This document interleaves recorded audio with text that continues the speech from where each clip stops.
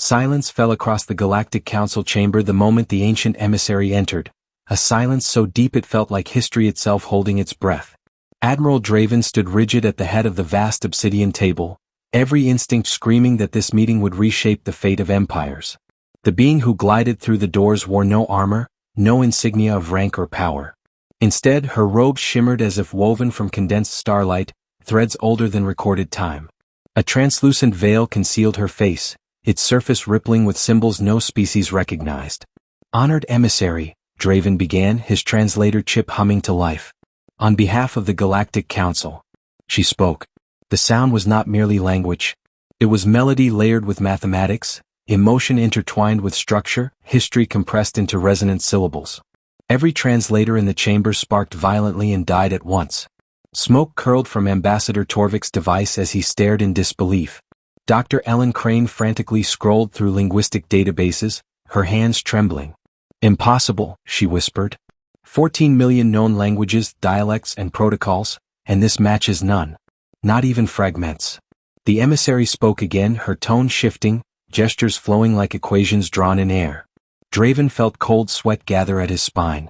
This meeting had been requested after 10,000 years of silence from the Viscera, an ancient civilization older than most stars named on galactic maps. Alliance or annihilation balanced on a razor's edge. "Get every linguist on this station," Draven ordered. "Dead languages, extinct cultures, everything." For 3 agonizing hours, the galaxy's greatest minds failed. The Viscera delegation waited patiently, repeating phrases that sounded like grief carved into crystal. Finally, Torvik exhaled sharply. "We cannot even identify the language family," he said. "She speaks something that should not exist." Draven activated the station-wide channel. "Emergency request. Does anyone recognize the language spoken in Council Chamber 1? Negative responses flooded in, until a hesitant voice crackled through a maintenance frequency. "I do." The chamber froze. "Repeat," Draven demanded. "I recognize it," the voice said. "I think I can speak it." The signal was traced to Docking Bay 7. "A freight loader." "Bring him here," Draven said. Joram Kael had never entered halls where star systems were negotiated. Now he stood trembling in oil-stained coveralls among beings whose garments cost more than his lifetime earnings. He stared at the emissary, heart pounding. "You claim to know this language?" Draven asked. "I don't claim it," Joram replied softly. "I've known it my whole life." The Viscera emissary moved toward him. And the past woke up. The Viscera emissary stopped mere feet from Joram, her presence pressing against him like gravity. When she spoke directly to him, the words washed over his mind with impossible familiarity. He heard his grandmother's voice, the lullabies his mother sang, the half-forgotten prayers his father murmured while repairing machines no one else remembered how to fix. His shaking eased. "She says," Joram began, voice steadying, "that she greets the last of the scattered children. She believed you were extinct." The chamber erupted, but Draven silenced it instantly. "Translate everything." "Exactly." Joram nodded and answered the emissary in that ancient tongue. His speech was imperfect, clumsy, but real. The emissary's posture softened, formality melting into relief. "She is the Sarah," Joram explained, mind racing. "But more than that, she is a keeper.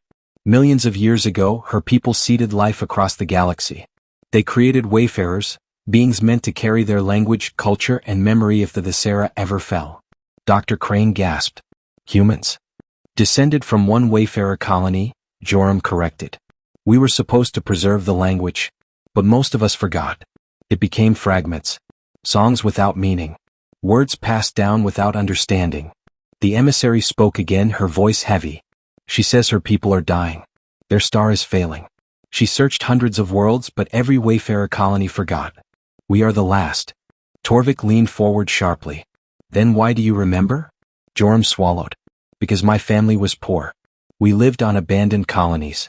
We couldn't afford new traditions, so we kept the old ones. Songs, prayers, words we didn't understand." His voice cracked. "I thought it was gibberish." The emissary reached out, touching his face with fingers cool as starlight. "She says, I am not gibberish. I am hope." The room fell silent. "She says the poor inherit what the rich discard," Joram continued, tears forming. "And sometimes what is discarded is the only thing that matters." Draven stepped forward. "Ask her what she needs." The response was long, complex, technical beyond Joram's comfort, but he translated as best he could. She needs help evacuating billions. They have ships but nowhere to go. She invokes the Wayfarer Covenant. Those who carry the Sarah memory must help when called. Debate exploded across the chamber. Joram ignored it. He looked at the ancient being before him and spoke without permission. "We will help," he said in the old language. "I can't promise worlds or fleets, but I speak for forgotten humans. We help our own." The emissary removed her veil. Her eyes were human. Gasps rippled through the chamber as the emissary's veil fell away. Her face bore the marks of an ancient lineage shaped by different stars and pressures, yet her eyes reflected unmistakable humanity. Grief lived there. Hope lived there. Recognition. "We are all wayfarers," she said in flawless human standard. "I learned your language in preparation for rejection. I am grateful I was wrong." Draven found his voice. "If you knew our language, why the test?" The emissary turned her gaze back to Joram. "Technology translates words. Only the heart translates meaning. I needed to know if anyone remembered where they came from." She faced the council. "I will negotiate in your language now, but only through him." Every eye turned toward Joram Kael. "He remembers that being poor does not mean being powerless," she continued. "That heritage is not a burden to shed, but a strength to carry." Joram's knees felt weak. He was a dock worker. A nobody. Yet he held something empires had lost. Negotiations began, not with threats or leverage but with memory. The Visera evacuation plan unfolded over hours. Migration corridors, resource-sharing agreements, dormant worlds reclaimed. Resistance crumbled under the moral weight of the Covenant. Species that had once dismissed humans as insignificant found themselves bound by ancient obligation. Joram translated tirelessly. His imperfect accent did not matter. What mattered was sincerity. When the final accords were signed, Draven addressed him quietly. "You changed the galaxy today." Joram shook his head. "No. I just remembered my grandmother's songs." The emissary approached him one last time. 10,000 years ago we planted seeds hoping someone would remember.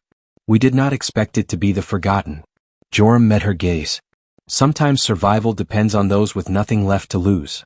She smiled, a gesture so human it hurt. "Then let us rebuild together." As the chamber emptied, historians already rewriting timelines, Joram remained standing where he was. He felt no pride. Only responsibility. In halls built for empires, a dock worker had spoken the truth loudest. And the stars listened. Section 4. The language that waited, 499 words. Days later, the galaxy buzzed with disbelief. News feeds called it a miracle, a fluke, an anomaly.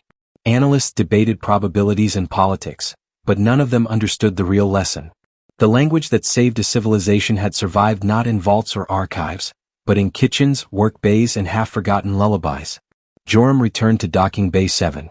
The work felt the same. The grease, the noise, the gravity hum. Yet everything had changed. The Visera fleets began arriving in waves, guided through ancient corridors reopened by remembered words.